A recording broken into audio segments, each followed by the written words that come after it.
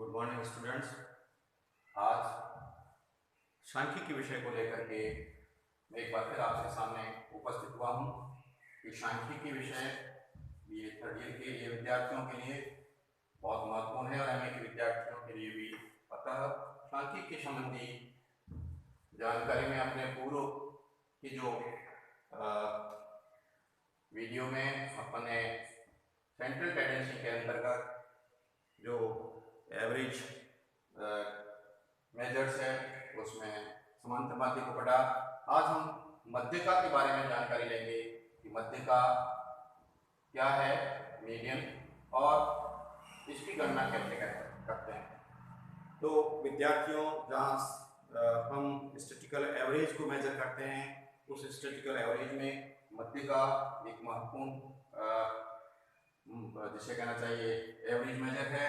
और मध्यका की तैयारी जब हम अपकीर्ण का चैप्टर पढ़ेंगे तो उस समय भी हमें डिस्पर्सन में, स्पेशली मीन डेविएशन, माध्य विचलन में भी इसकी जानकारी होना आवश्यक है। माध्य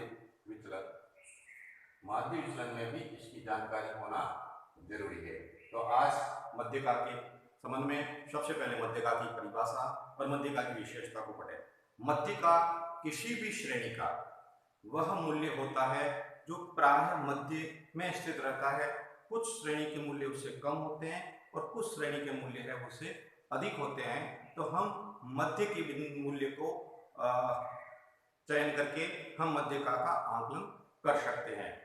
मध्यका की परिभाषा के बाद में आपको मध्यका की गणना करते समय इस बात का ध्यान रखना है कि मध्यका जो है उसके लिए दिए गए प्रश्न में आपको ये देखना होगा कि श्रेणी के जो मूल्य है वो आरोही या अवरोही क्रम में होने चाहिए। समांतर माध्य के लिए आवश्यक नहीं था, लेकिन मध्यका के लिए जरूरी है कि जो आपको पद मूल्य दे रखे हैं उस पद मूल्य को पहले आप आरोही, असेंडिंग और डिसेंडिंग ऑर्डर में जमा लें और उसके बाद में आप जो है मध्यका की गणना करें। तो सबसे पहले आपको ध्यान रखना है कि क्योंकि श्रेणी में कुछ मूल्य होते हैं वह पहले कम हो जाते हैं, फिर बढ़ जाते हैं, फिर घट जाते हैं, फिर बढ़ जाते हैं, तो उनको आपको एक क्रम से जमाना होगा। आरोही में छोटे मूल्य से लेकर बड़े मूल्य में जाना होगा क्रम से, और अवरोही में पद का मूल्य बड़े से होकर छोटे की तरफ जाना होगा। तो यह बात आपको आरोही और अवरोही क्रम में जमानी होगी।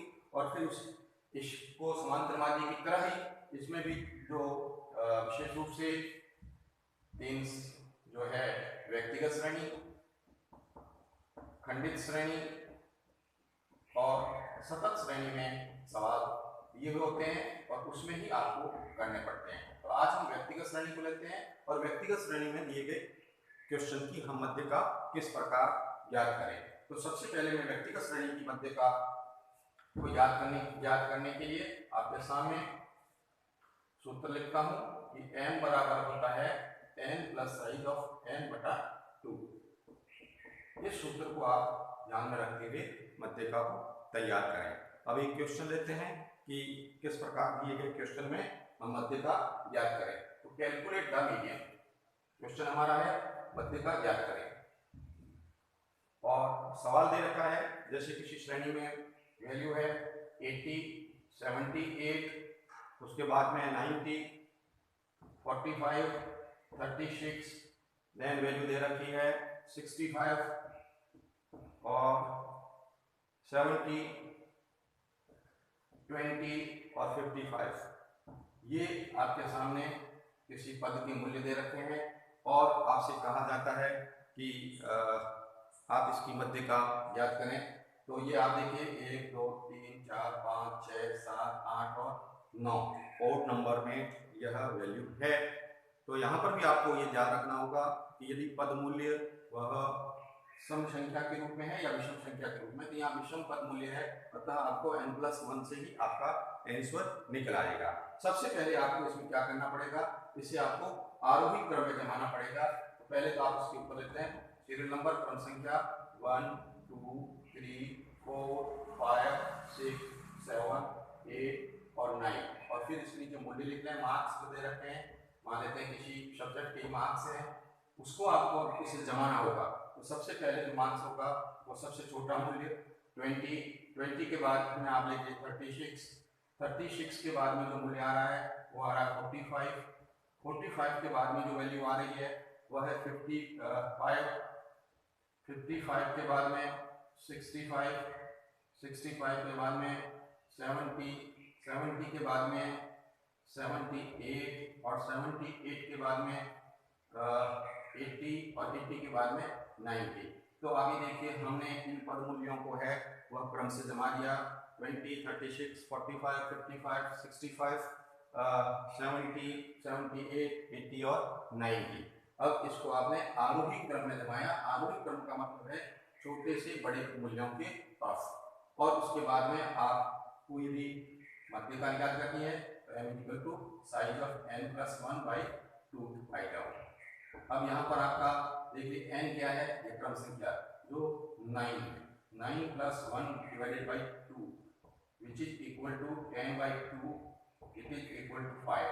तो पांचवा पद मूल्य है, अर्थात ये पांचवें पद मूल्य में आपका 65 जो है वह इसकी मध्यका होगी।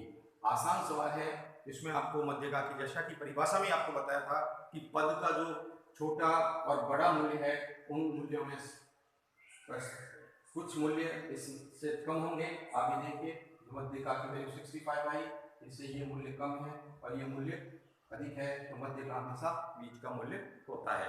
यह वह क्वेश्चन है जिसमें जो ये आपके पद मूल्य है वह ऑड नंबर में ही 9 है।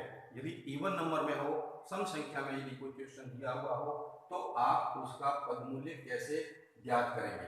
मान लेते हैं कि इसी तरह का एक दूसरा क्वेश्चन लेते हैं और उसमें ये मान लेते हैं कि यदि पद के मूल्य है वह जिसे कहें कि सम संख्या में हो। उदाहरण के तौर पर एक मूल्य में आपके इसमें और जोड़ देता हूँ और वो जोड़ लेता हूँ।